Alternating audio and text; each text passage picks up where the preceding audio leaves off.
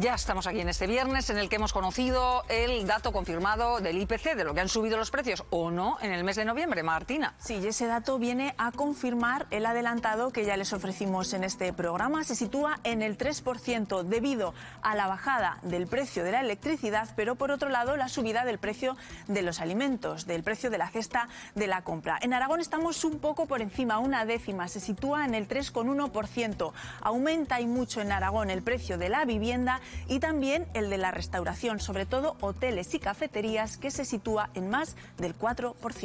Gracias, Martina. Bueno, cuando hablamos de los precios, veremos lo que pasa en el próximo mes, Antonio, puesto que estas últimas semanas estamos hablando del aumento de algunos alimentos, como ocurre siempre cuando se acerca la Navidad, de los más deseados para que estén en las mesas de Nochebuena y Navidad. Sí, pero entre fíjate, otros, que ya siguen subiendo desde hace tiempo. Sí, pero fíjate que respecto a este dato que daba ahora Martina, la compañera, de que estamos creciendo al 3,1 en Aragón, es un dato que evidentemente siempre hay que compararlo con el crecimiento real de la economía en una comunidad. Y Aragón, en este momento, es una comunidad que está creciendo en entornos del 3%. Cuando una economía crece en torno al 3%, una inflación del 3,1%, todos los economistas están de acuerdo en que es algo razonable. Digamos que sería un dato razonable.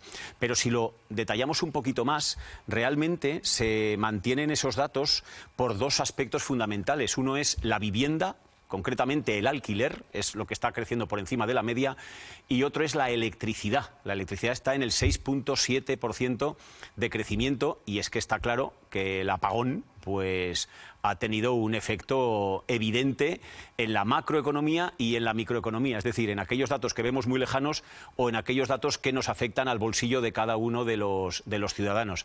Evidentemente, los alimentos para el mes próximo, obviamente, tendrán su incidencia, pero en este mes en concreto la alimentación no ha afectado tanto, de hecho se ha mantenido en ese 3% aproximadamente, y sí que lo ha hecho la electricidad y los gastos de alquiler de vivienda, no así la compra, sino como el alquiler o los gastos derivados de la vivienda.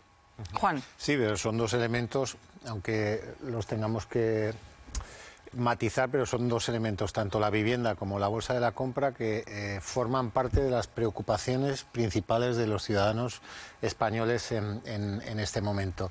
Lo cual indica que, por un lado, mientras las cifras macroeconómicas indican que España es uno de los países que mejor comportamiento económico está teniendo, reconocido por todos los analistas, esa percepción hemos observado, hemos visto que no llega al ciudadano, que sigue pensando o que sigue percibiendo o que sufre directamente una situación económica que no corresponde con esos datos macroeconómicos. Y hay dos variables claras que son las que explican esto. Como ha dicho Antonio, por supuesto la energía, pero después la vivienda y la bolsa de la compra, que es lo primero que nos afecta al bolsillo y lo que de manera más determinante condiciona la percepción que tenemos respecto a si la economía va bien o va mal.